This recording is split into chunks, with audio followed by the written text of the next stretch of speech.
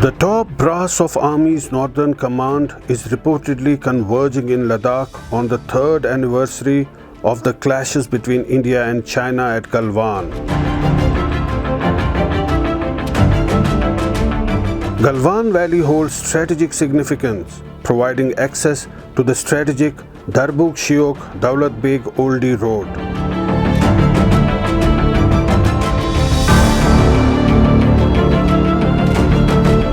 On the night of June 15, 2020, a violent clash erupted between Indian and Chinese troops in the Galwan Valley. There were no bullets exchanged, but it was a hand-to-hand combat and the use of sticks, nails, stones, clubs and barbed wires. 20 Indian soldiers were killed in action, including Colonel Santosh Babu, the commanding officer of 16 Bihar regiment. An unspecified number of Chinese troops were also killed. Some reports said as many as 40 Chinese soldiers were killed. The Galwan clash marked a significant escalation in tensions between the two countries. The clash highlighted the importance of developing robust border infrastructure, including roads, bridges and airstrips in border areas to improve mobility for the soldiers. We have upgraded our defense preparedness at the LAC. Now, this is something, firstly, China was unprepared for. Because this was happening in June 3 years ago. Of course, today we speak on the third anniversary. Within the few months that were left before the winter set in, and given our tenuous line of communication into Ladakh, the Chinese army did not, for a moment, imagine, I think, that we would be able to have a matching build-up. The Galwan clash was a call to strengthen India's military preparedness in inhospitable border regions. India has since focused on enhancing its surveillance capabilities, including satellite imagery, drones, and early warning systems to monitor any suspicious activities along the border and respond proactively.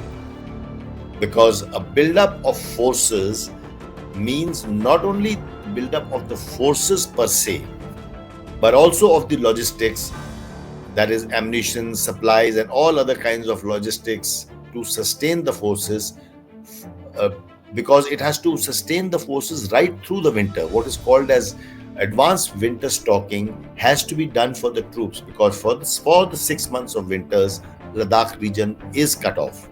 So they did not expect, the other side, the adversary did not expect that Indian Army, Indian Armed Forces will be able to make that build-up happen within the less time that was available. The clash highlighted the importance of maintaining high troop readiness and adequate acclimatization for soldiers deployed in harsh and high-altitude regions. Despite years, and I would say decades of engagements between India and China at various levels, the biggest lesson that was learned is that we should never trust the adversary or never take him at the face value.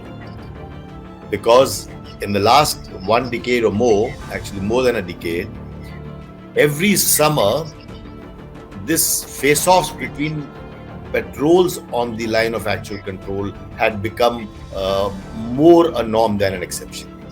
India has accelerated the construction of border infrastructure, including roads, bridges and airstrips in the border areas.